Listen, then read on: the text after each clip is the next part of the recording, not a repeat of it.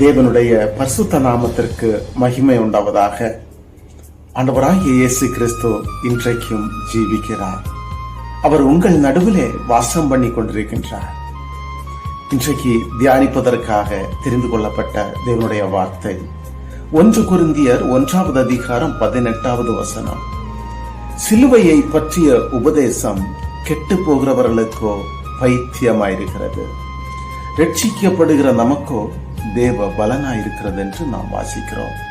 அன்பான தேவனுடைய பிள்ளைகளே, ஆண்டவராகிய இயேசு கிறிஸ்து அற்புதங்களை செய்கிறவர், பல அதிசயங்களை செய்கிறவர். அவர் உங்களை நேசிக்கிறார். ஆனால் அவரை நேசிப்பதில்லை. அவருடைய வசனத்தை புறக்கணிக்கிறார்கள். சில போதகர்களை கூட புறக்கணிக்கிறார்கள். இயேசு கிறிஸ்துவை அநேகர் ஏற்றுக்கொள்ளவில்லை. அவருடைய உபதேசத்தை புறக்கணிக்கிறார்கள். அதனால தான் அவரை சிலுவையில் அறைய ஒப்பு கொடுக்கிறார்கள். சிலுவையில் அறையப்படுவது என்பது ஒரு பெரிய குற்றவாளிக்கு கொடுக்கக்கூடிய ஒரு தண்டனையாக கருதப்படுகிறது. அன்றைக்கு அந்த சிலுவையானது ஒரு கொலை கருவியாக காணப்பட்டது.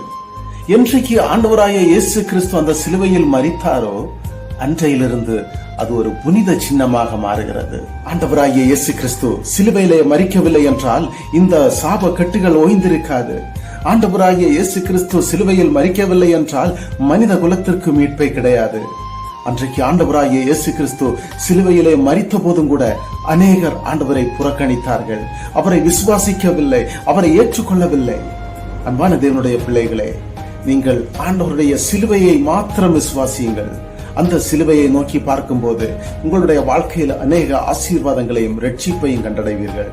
God bless you.